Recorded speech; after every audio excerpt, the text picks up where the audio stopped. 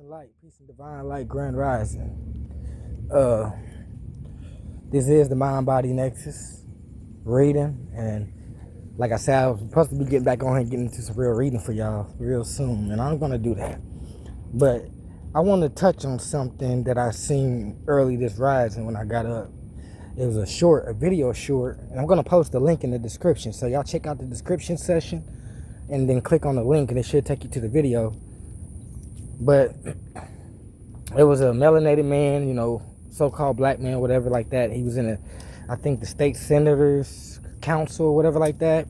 And it was a white guy. He was up there talking blase. And the black guy was talking about how they steal seats from black people in the Senate and things like that, and how the white man for centuries, even with their ancestors, they've been stealing, murdering, killing, lying, and things like that. And how when you're a black man in America, you got confidence, you have intelligence, you have morals, and you have, you know what I'm saying, and you love yourself, and you walk in that light that you love yourself, and you're like that. How white folks are intimidated by that, and how they try so hard through education to program us to dislike us, and that's a whole nother topic. But when man speaks about that, it got me to understand some things, because for a long time, I've been wanting to understand, how these so-called, like the Caucasians or Europeans, whatever you want to call them, or y'all call them white folks, whatever.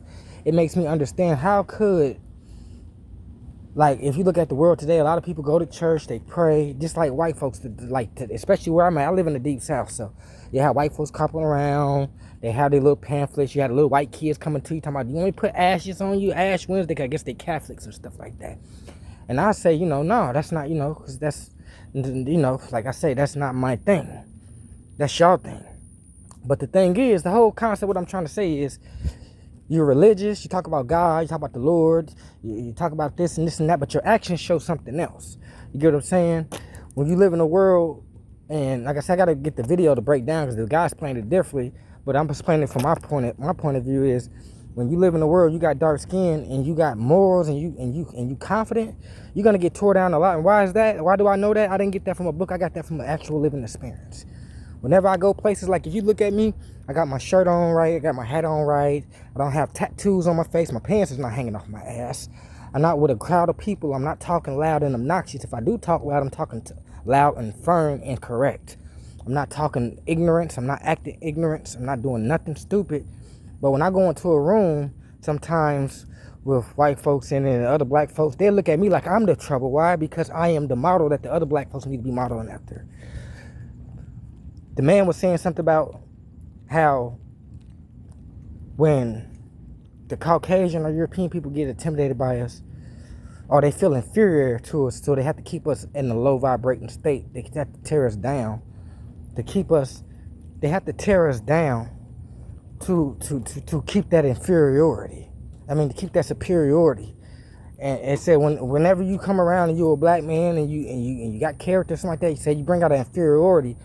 And I say that makes sense, because every time I walk down the street, like when I walk down the street, it'd be white folks that look at me like, it'd be like, like homeless people and people that look like they fiending for drugs. They got poo shiesty masses on, it's 100 degrees outside, and they walking next to these people's cars. And these people don't see that. The people don't see that. They just kind of ignore it, like whatever. But when you walk outside, and I walk outside and I got my head up, and I'm minding my business, I'm reading a book, I got a book in my hand, I'm reading a book, and everything like that, they'll make me out as trouble. I say, oh, he's trouble. Looking at you, locking their door and stuff like that, the reason that is, because that's to bring me back down to the place that they want me to be. In the white world, when you walk with confidence, you're a black man, you are doing something wrong. You get what I'm saying? And I have to understand that. When you speak well and you can read well, you're doing something wrong in the white world. Why? Because first of all, they built their world on lies. So if you're a nigga and you get to reading and studying, then then when you go around them, you make them feel inferior. They can see that knowledge on you because you got your head up, you making eye contact with them. So they like, oh, who is this nigga? He must be trouble. But they like to look at the niggas that don't know nothing. They got their head down. They look at them as superior people. They got to beg them for every damn thing. I'm the type of motherfucker, if you don't give me a job, you don't want to give me, I'll create my own. Eventually, and until then, the Lord gonna continue to bless and take care of me and provide for me. So I got everything that I need. Can't no motherfuckers try to putting no obstacle in my way to try to slow me down. And the man in the video said it too. He said a lot of those black men that have intelligence in this country, that have character, that have morals, they got confidence, we are always shut out. We are always held back and things like that. I said, yeah. And I said the reason they do that is to put a look on you. So when you get to speaking real to other people, because we live in a world off glamour and looks, we live in a visual world where people base their judgment off you based off what you have. So the powers that be know that. But the powers that be know the most sacred weapon is the truth, not materials. But the powers that be know if I can get those that think materials is all that and exhale this nigga from even accomplishing anything or doing anything worthwhile, when he get to speaking, they ain't gonna even look at him and pay attention to him. Because the first thing they gonna see, oh, this nigga ain't got nothing, so he don't know nothing. That's the thing. But you understand what blackballing is. Blackballing is, I'm gonna shut you out of everything because you too outspoken, you talk too much, you say too much real shit.